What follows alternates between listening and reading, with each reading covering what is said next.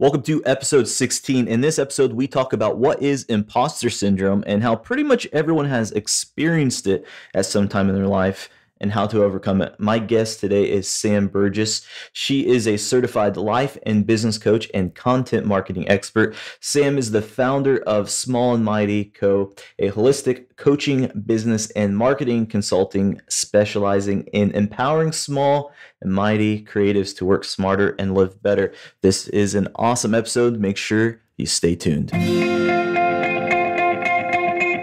So the big question is, how do ambitious people like us who grew up listening to the old advice of go to school, work hard for 40 years, and retire when you're old, create a life today that is meaningful, abundant, healthy, and brings joy, while also leading a life that is productive and full of achievement? That is the question, and this is the podcast that will help give you the answers that you're searching for. My name is Del Denny, and welcome to the Upgrade Your Life podcast.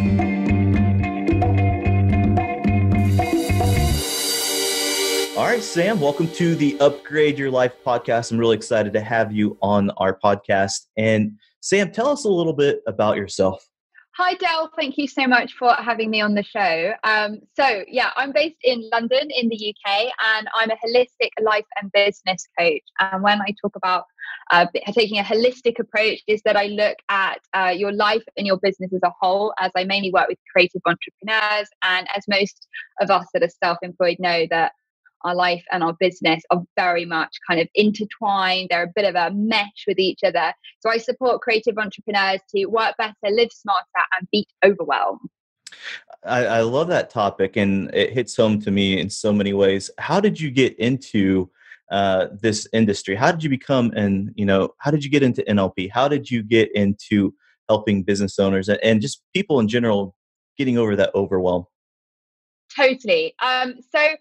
I have always been like a helper. I think some people just are like, I use personality types with clients, and I'm an INFJ, which means that I'm very much a feeling creative person. I'm known as the advocate. I like to fight for what's right and support people. And everything I've ever done in my career, I've had quite a varied career. I worked in retail for 15 years. Everything's always been very people focused and helping others. And my self-employed career has been a bit of a twisty, turny one, but in a nutshell, I started up my own business 5 years ago. I first started in social media and marketing and was helping creatives with their social media. And I started to identify that with helping them, because I was mentoring rather than doing it for them, I was sort of setting them goals and suggesting things that they did, such as, be more present on Instagram stories, reach out to journalists for PR opportunities. And they were going, yeah, I will, Sam. Yeah, I will. And then they weren't doing it. And it's with time that I started to realize the reason they weren't doing it is because they lacked self-belief. And they were frightened of putting themselves out there. So with that, I realized there's no point taking people on and giving them a list of like marketing tasks to do if I can't help them understand the why they need to do it and help them actually believe in themselves and give themselves the confidence to take that step forward and really step into themselves. So that was kind of where the NLP part came from. And so I trained it to become a certified NLP practitioner so that I could support my current clients with helping them take that step forward into their marketing. But then that's just since evolved. And now I have a sort of more general life and business coaching with some marketing as well on the side, because there are so many like different things when it comes to running your own business, just having someone also to bounce ideas off. And I know that for me, taking my business a step further, it was all about working with a coach. And I know how valuable that is to grow my business. And therefore I can feel like I can preach about it because I've experienced it and I can see the benefits of working with a coach myself. For sure. I coach, and I also have coaches, and I think anybody that's successful out there always has a coach. I don't think there's a one size fits all, but I think you have, I speak, and so I've got a coach for my speaking, and I've had a coach for leadership and this and that and the other. And so I really love speaking to you because you bring a very unique flavor, I guess to say, when it comes to this. And our topic today is really on imposter syndrome. And that seems like kind of a buzzword today. I don't think a lot of people know what imposter syndrome is. But can you tell us a little bit about this topic that we're going to move with going forward today? Absolutely. So, imposter syndrome, it's been given a title, and it's something that many of us do suffer with. It is something that affects women more than men, but essentially, it's the feelings of inadequacy and uncertainty, and that tends to come about when we're stepping out of our comfort zone and we're doing something that's a bigger role in our lives. So it could be when you're working for yourself and you're wanting to teach something, or even it can come down to like charging and pricing your services. It could be, well, I can't charge that much because I'm not really worth that. And it's essentially this feeling like we're going to be unmasked as the fraud at any moment in time. And you get this like nagging voice in the back of your head that says like, ugh, you don't deserve to be here and you've got no idea what you're talking about. And they're going to find out that you don't really know what you're doing. And it's feeling like you shouldn't be doing what you're doing. And essentially that somebody is going to unmask you as a fraud. Mm. Sam, why do you think that women feel more that way than men? It's an interesting thought. So, what do you think that is? Why do you think that is? Do you know what? There is probably some science behind why women feel it more than men, but it does seem to come down from my experience anyway, working with female clients, that we tend to, it's almost a society driven thing where women feel that they should be taking a step back. And it's almost like Mm, built into us that we aren't worthy of taking up that space. And it can come, imposter syndrome can come from childhood, and the fact that we might not identify uh, what our role is going to be as we grow up. And it can come from a place where, it's like you're constantly being told things, especially as a child, like don't be too loud, don't be too quiet, don't do this, don't do that. We're always constantly put in all these little boxes and told to kind of take a step back and don't speak out of turn, don't be too vocal. School doesn't like that. Boys don't like that. Girls mm, especially get kind of pushed into this box, and it can come from childhood, but it does seem to just be that women seem to lack that little bit of confidence in themselves, which not all men, and it's being very general, not all men don't suffer with imposter syndrome. There are men out there that do, but it seems to be that men have that little bit more confidence in the workplace and they're less affected by what other people think of them. And you tend to see women care a lot more about others, and they think about everybody else apart from themselves as well. And that's where that can kind of stem from, is that they don't feel like they are the best. gotcha. So when that totally makes sense to me. So understanding imposter syndrome is important. So tell us a little bit more about imposter syndrome and ways that we can overcome it. Because I know this does affect everybody, whatever degree it may be. Mhm. We're all affected. Men or women. So tell us about a little bit more about imposter syndrome and how can we overcome that? So, imposter syndrome often kind of stems from the fact that we don't believe other people think the same way we do. And that might sound really, really strange, but if you put it in its simplest terms, as a child, when you looked at an adult, you couldn't ever imagine that adult being a child. You just couldn't see it. You couldn't look at your mom and think, oh, she knew what it was like to be 8. Like you can't make that connection. And it's ultimately realizing that other people are exactly like us. We are all the same, even though we know ourselves from the inside, and we only know others from the outside by what they say and what they do. Ultimately, we are all the same, and everybody's minds work in the same way. Everybody has moments of anxiety, everybody has moments of uncertainty. And as soon as you kind of start to make that realization that other people also have those fears, and celebrities have spoken out about it as well, like me saying men don't suffer from it. Albert Einstein is one of the most famous men that Hmm. has suffered with imposter syndrome. He said that he was an involuntary swindler. Like everything that he'd come up with, it was like, I don't know how this happened. Like they're going to realize that I'm talking out my bum here. Like this isn't really the truth. Michelle Obama has spoken out about having it. Interesting.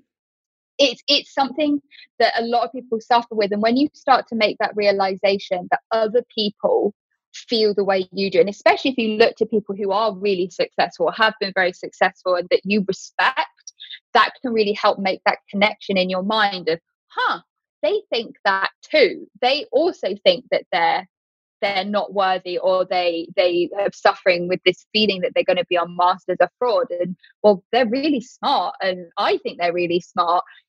You can start to make that connection with yourself that actually we all have these feelings of uncertainty. And they come down to, when you want to kind of put it in a nutshell, someone's thinking, well, I don't know if I suffer with imposter syndrome. It ultimately comes down to feelings of anxiety, feelings of perfectionism, self-doubt, and that fear of failure as well. You tend to find people who are perfectionists or highly ambitious people are the ones that are more likely to suffer with imposter syndrome.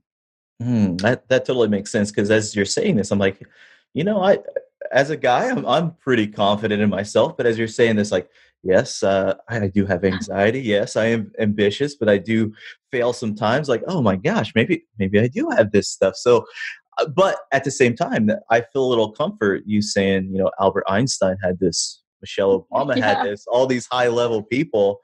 It's like, okay, well, that's some good company, I guess. I'm so how do I work around that? How do I overcome these things then? Okay, so the first thing you need to do is you need to find your gremlin. Okay, so we all have this negative voice in our heads, our gremlins that will tell us things like you're a fraud, or it was pure luck, that you didn't work for that, it was luck. That's a big one that I hear from clients as well, where they don't believe that the effort that they put in is actually something that they've achieved. It was just down to luck. It was a fluke. It was a good day. It was an opportunity that just, I don't know what happened. They must have had a cancellation when they called me and asked me to do that speaking event. Like, I don't know why they'd have called me. That's your gremlin talking to you, this negative voice that's in your head.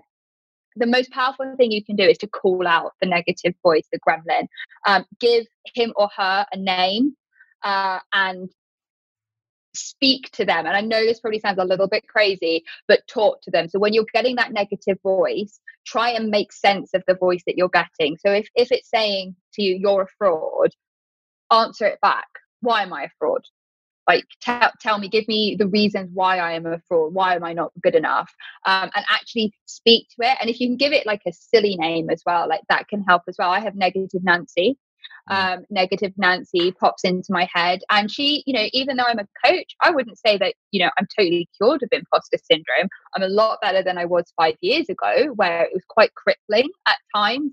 Now she will pop into my head every now and then, and I will be sat down maybe to sit with a new client, and Negative Nancy will pop into my head and be like, this is the client that's going to unmask you as a fraud. She's going to be the one that's going to say, you're not qualified to be doing this.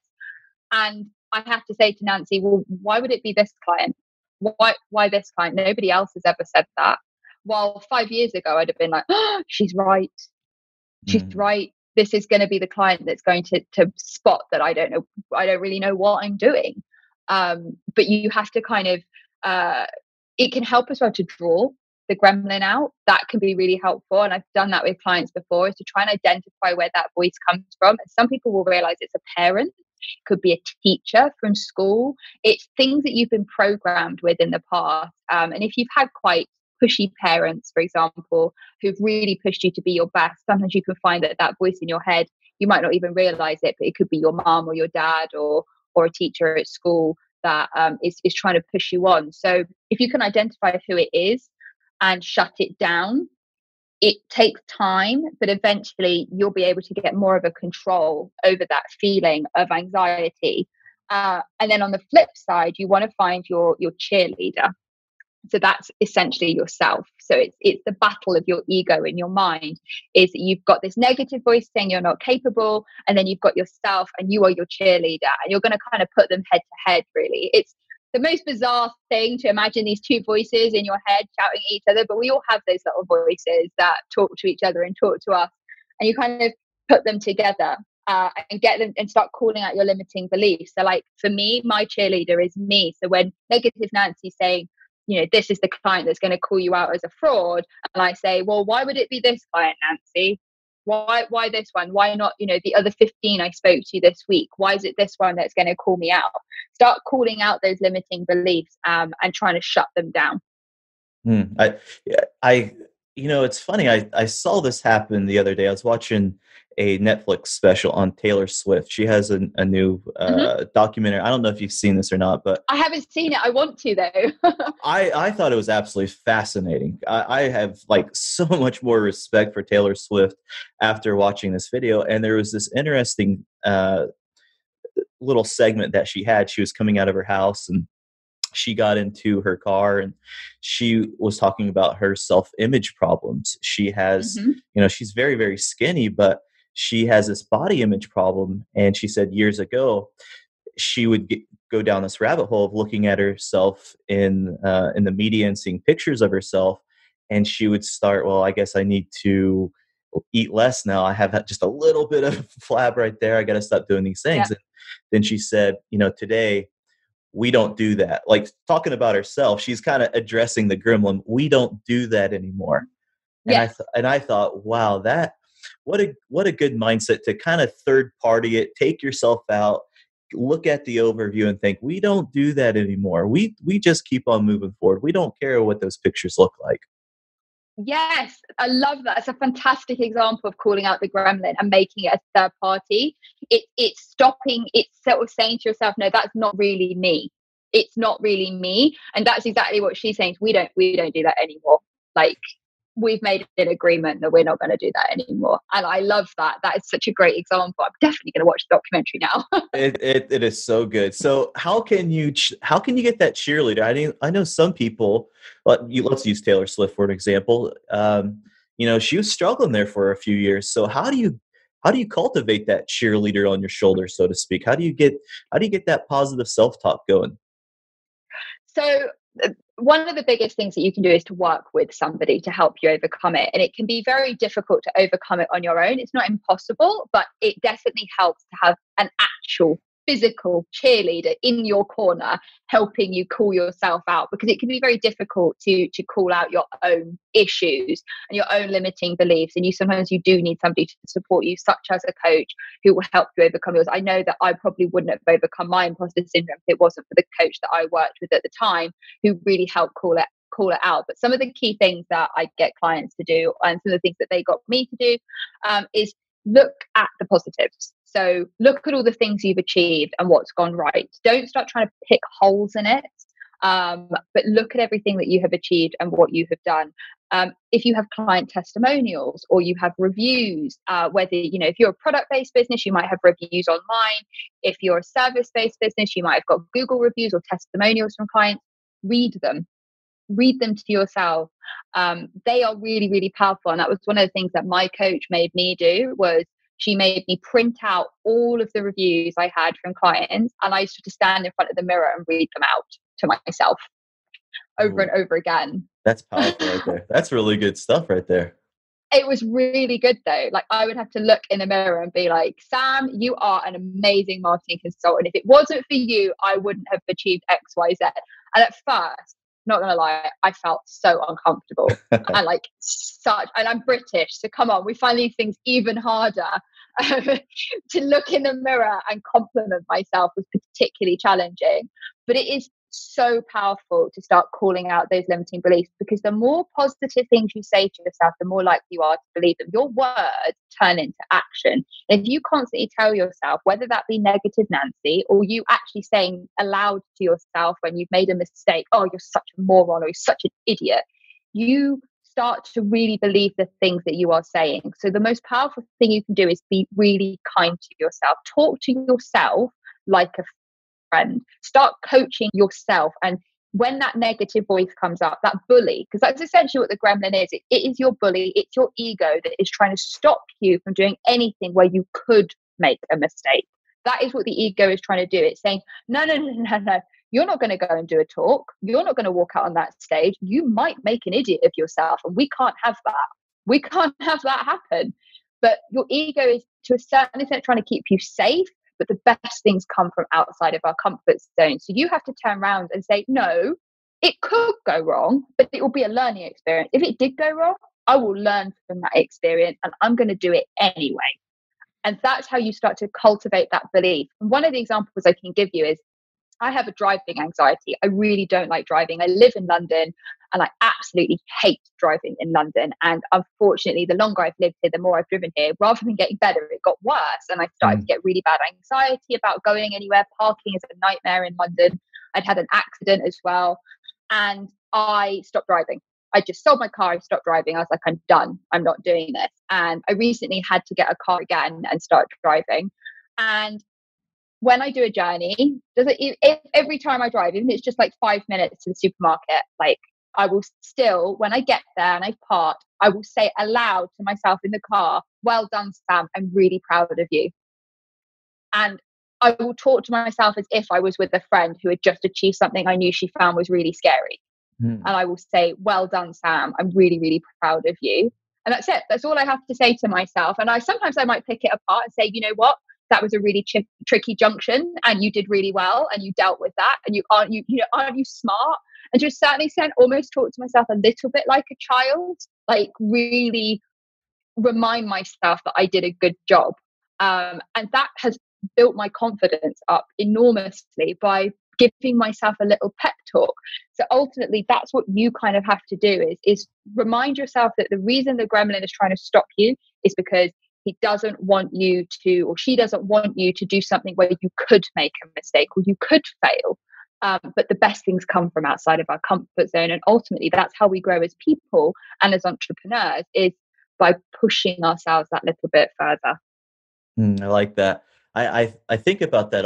Self-talk is something that I found very, very valuable in my career. And it's no matter who we are and what level we're at, it's so easy to slip into some negative self-talk, isn't it? Mm-hmm. So easily. And we are our harshest critics. And especially as entrepreneurs, we are to a certain extent cut from the same cloth, where we all have very similar tendencies, which is why we have become entrepreneurs and why we have the drive and the determination and the ability to work for ourselves and not just sit at home and watch Netflix all day, which I know there are people out there that don't have the drive and the determination. And if you said, hey, you don't have to go to work anymore, you can sit at home, they probably wouldn't get a great deal done. Well, so we tend to be harsh on ourselves. we are, and what I've noticed this in myself and many people I've worked with is that we don't celebrate our wins very often. No. We just brush them off, but we dwell on the failures and it chips away at us, and that little inner voice just chips away at us. And so I can see how imposter syndrome is easy to creep right into our minds right there. So I love what you said about, as you get to the supermarket and you say, hey, well done, Sam. Hey, you're celebrating that win you got there. Yeah, absolutely. And it's something that I now do, like with my clients as well. When, for me personally, as a coach, when I've had a really good session, or even if I haven't had a particularly amazing session, when I write my notes during my session, I write at the bottom of my notes what went really well for me. What did I do well? So it could be, Sandra went really off track and I managed to bring her back to the point, or I managed to go through a laddering technique with Tom and we managed to get to the real limiting belief that he had, just so that I can remind myself what I've done well. Because if I don't do that and I don't make a note of the things that have gone well, if one bad thing happens, then that's the thing that I will dwell on. Oh, well, I had that session with Mary and, it didn't go very well. And that'll be the thing that I'll play over and over and over in my mind. And that's what a lot of us do, because we don't make a note of the good stuff. Mm-hmm. We never pay attention to the good stuff. We just remember the bad stuff. We remember the email we forgot to reply to. We remember the opportunity that perhaps we passed up when we shouldn't have. We don't look at the stuff that we do really well on a day-to-day basis. So some people really benefit from a gratitude journal, or just literally writing down at the end of every day 3 things that happened that day that went well. And it could be, I ticked everything off on my to-do list. Like, give yourself some credit for the stuff that we do, because we don't have bosses. We don't have reviews. And as much as, especially here in the UK, we all moan about the system that we have for reviews when it comes to corporate jobs, where, once a year you sit down for your annual appraisal. And it's like, oh my God, here we go. Like, what score am I going to get? But sometimes you would come out of that actually thinking, I'm actually pretty good at my job. Mm-hmm. Check me out. Sometimes you'd come out thinking, my boss is an idiot. But we would go through that process, while now we have no appraisal. Nobody is saying, you know what, you did a really good job with that project, or you did a really good job managing so and so, or this client, they wrote into us and said how happy they are with the service you have provided them. We don't have any of that anymore. So we have to be our kind of biggest cheerleaders as well as our biggest critics. And so many of us don't take the time to cheer ourselves and say, hey, you know what, well done. And don't be, if you get to inbox 0, have a little celebration. Sit at your desk and punch the air and say, yes, I've done it. I got through all my emails. It might seem really trivial, but these little things are those positive self-talk that will slowly add up and make you feel more capable as a business person than you did when you didn't say all of these things. For sure. And one thing I've learned through the years is evening reflection, being at the end of the night thinking, all right, Del, what went really well today? What's something that we can celebrate today? And I found that's really helped as well, because that reflection at the end of the night, it adds a little bit of gratitude and allows you to just to calm down at the end of the night, think, hey, there's one area that really crushed that today. I'm grateful for that. And I found that's helped me out quite a bit too. I love that. That's a really positive way to reflect on your day. I quite like I run a done list rather than just a to-do list. Because quite often I do things that aren't even on my to-do list. So I have a done list. So everything that's on the list, whether I've already done it, I'll still write it on. And I've already done it today. Like, I had a couple of emails to reply to, and I hadn't had them on my list because I just did it, but I've written them on the list and ticked them off, just so that I can see at the end of the day what I achieved that day. To help, but it's all those little blocks of things that build your confidence, because otherwise you can get to the end of the day and if one bad thing happens, that can be the thing that you'll just be like, well, I didn't do anything today, nothing was good today, only that one bad thing happened, when actually you did like 40 really good things and got a lot of things done, and you're actually very capable at what you do. But now all you can think about is that one bad thing, because you've got no physical evidence to reflect on. And it's amazing how our brains can just go to this place of like, it just becomes vacant. We can't remember any good stuff. It's so easy to have that negative Nancy just creep into your mind. She slips in there when you're not even looking. She does. And she loves nothing more than to come out from underneath her rock and give me a hard time and be like, ha ha ha, told you so. So I have to shut her down. But the more you do this, the more it gets easier. So if there's anybody listening who's really suffering with imposter syndrome and it's like, God, I'd do anything to get rid of that constant feeling of inadequacy and this constant feeling like a fraud, and that, I'm not very good at what I do, I just kind of like get away with it. You need to shut her down, and it will, she'll never go away forever. That will always be a part of your personality, but you will be able to get a handle on it and you won't let her run your life anymore. And that's ultimately where I try to get my clients to. I can't rid anybody of imposter syndrome, but I can stop the gremlin running your life and preventing you from taking steps forward in your career, because you're being held back by this negative self-limiting belief that you hold about yourself, that you're not good enough. I love it. Sam, I've got a question for you. I ask every single one of our guests on the show this question, and it goes like this. It says, okay, if you could turn back time and talk to your 18-year-old self, what advice would you give yourself for reaching your full potential? Oh, wow. Okay. 18. Goodness gracious. I would tell myself that she needs to listen to what she wants and not listen to what everybody else wants for her. And I was definitely I was in a situation where I had a lot of pressure from a lot of outside sources, like parents, peers, everybody kind of seemed to know what they wanted to do or knew what they thought was best for me. And I would say that to my 18-year-old self, it would be very much just stay focused on what you want. And I knew at that time at 18, I really, really wanted to work in retail. really, really wanted to work for retail, something I was very passionate about, and I wanted to pursue a career in that direction. And everyone was trying to push me into doing different things. And it took me a few years before I kind of, I guess, rebelled. I say that in inverted commas, and decided to do what I wanted to do. And I do, in hindsight, wish that I'd done it a little bit sooner. So I would say that would be my advice to my 18-year-old self, would be focus on what you want and try and ignore the noise around you. They think they know what's best for you, but they don't. That's solid advice right there. Sam, how can we get to know you better? Where can we find you at online? How can we reach out to you? Instagram is probably the best place to find me. I'm at Sam Burgess UK on Instagram. Regularly show up there on IGTV and stories. I'm terrible at remembering to post to my feed. I'm much more a video person, so you'll find me on IGTV and stories. And you can hit me up on my website, smallandmighty.co. And I've got a bunch of free resources on there.